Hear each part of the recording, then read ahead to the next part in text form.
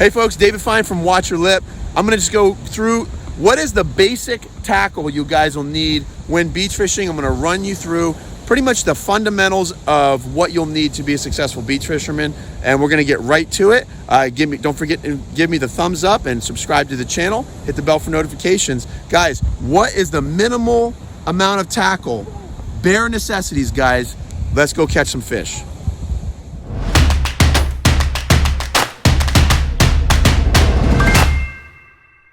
If you want to go minimalist, what do you need for a successful beach fishing trip? All right, guys, here's the deal. I'm showing you right on this one little board probably the things that you really need if you want to be a successful beach fisherman. So if your tackle box can have these things, I think you're going to be set up just fine. Literally, this is my only tackle box right here, and I've got pretty much everything I need in it. I've got a bucket over here with my weights in it and some pre-made rigs. But guys, let me go down the line. We always bring a knife. We're not filleting our fish out here, but this is more to cut bait and to cut other things that we might need to while we're out here. A good pair of pliers is always needed. But guys, let's talk about leader.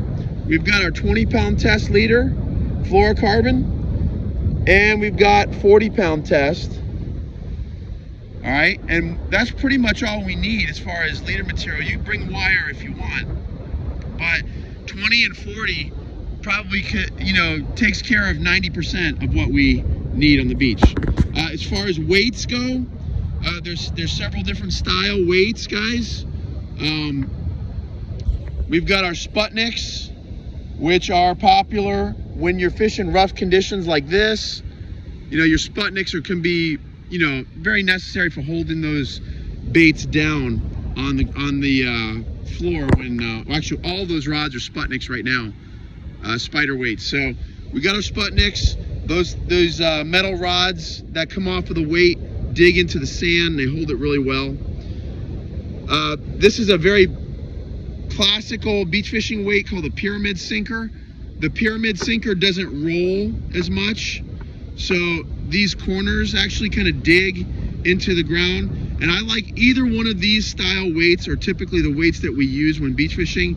And it's simply because I don't leave my weights on the rods when I'm storing my rods. What I do is I have these little slider clip rigs on the line. I leave this on my rod, and then all I do is when I get to the beach, I take my weight and these weights with the little eyelets on the bottom. These guys have them, and these guys have them, and I just slip them on like this, and now my weight is on my line off the clip. I've used bankers a lot in the past, banker sinkers, but they tend to roll a little bit easier than the pyramids and the Sputniks. So, I'll use these. They also do not fit on these things very well. So I'm going away from using banker sinkers.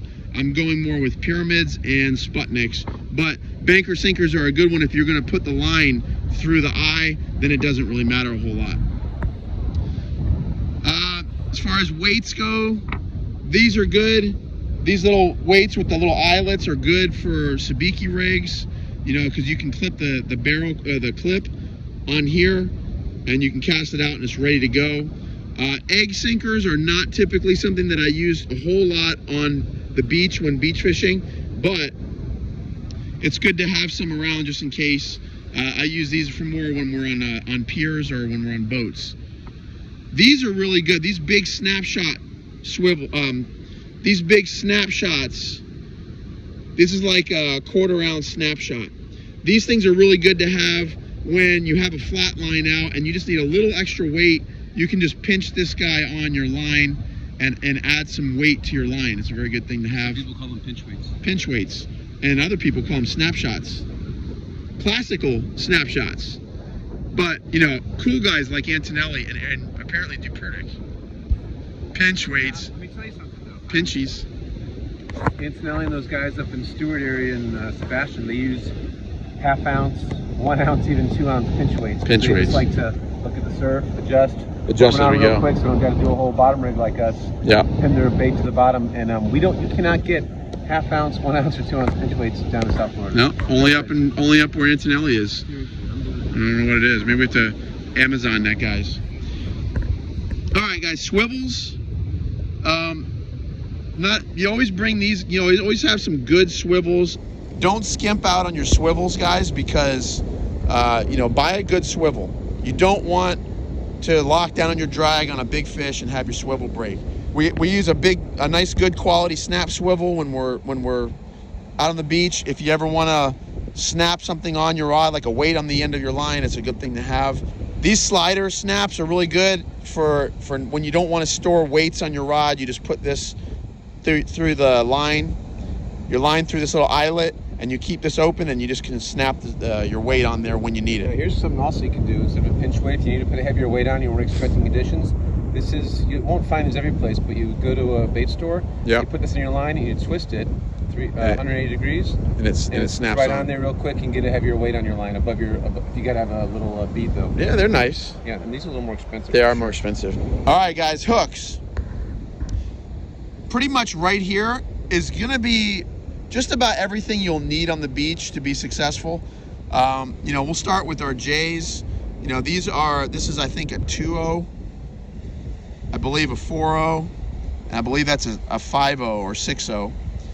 And so, we can go to a 1.0 for some things, but for the most part, you're not gonna wanna go much smaller than that, because even with a little bait, you'll get big fish that'll hit a little bait. And so, these guys, we're trying to move towards circle hooks. I know Dude Perdix loves their circle hooks, but guys, this is a 2.0 offset, or is that 3.0? I think it's probably a 3. So this is a 3.0 offset circle hook, and this is what we're using with a lot of our pilchards and little small bait fish, sand fleas, and even our smaller crabs. And we're really using those because we're starting to leaving our lines in gear. And when you're leaving them in gear in the rod holders, these things set the hook nicely. When you're using a bigger bait, such as your permit fishing, you're hooking a big crab, guys, this is a 5.0 and 6.0 circle hook. Again, offset her circle hook, okay? Really like the offsets. And they're bigger, but they're gonna do the job to get that crab in with enough with enough of the hook exposed so that you can still set the hook on the fish when the fish hits. So we'll use these for mullet, we'll use these for blue runners. When we're putting out a blue runner, we'll put these on, and we can you can double hook them. You can hook one in the head, one in the tail. Always have some beads. You put the beads in between your swivel and your weight. It's very important to have some beads in your tackle box. That keeps your knots from getting messed up with your weight, and it keeps the weight, especially if you're using a banker sinker, it keeps the weight from going up over the top of your swivel. This thing keeps that from happening, so that's a good thing to have. All right, guys, lures. You can always have jigs. Guys, literally, these are the only lures that I typically bring to the beach. You can bring plastics or something like that, but I always bring some jig heads. These are these really nice circle hook jig heads with the weight on the bottom, and you can just tip those with whatever you want, silver side, squid, even a pilchard or a sand flea, and you can throw those out with a really light line. Those are kind of nice. This is a more classical jig head. You can use something like this. That's a J-hook version, and you can tip that with squid, or you can put your plastics on there, something like that. Some guys like to use a jig and then tip it with squid or pilchard or something like that. I typically don't fish jigs very often, because when you have a live bait on there or squid, you don't really need the fanciness of the feather and the eye and all that stuff, so you're probably wasting money. But I know guys that fish jigs and they love them, and I just haven't really found a need for it on the beach. The jig heads tipped with squid or something would work just fine. And then, of course, a crocodile spoon. I love the crocodiles for mackerel, for bluefish, blue runners, barracuda. They tear them up. So I'll keep a crocodile spoon or two in my tackle box already rigged. I've got some wire tipped on it with some 80-pound test spliced. And so, if the bluefish are here, the mackerel here, the crocodile spoon, you can put it on and you can throw it over and over and over again.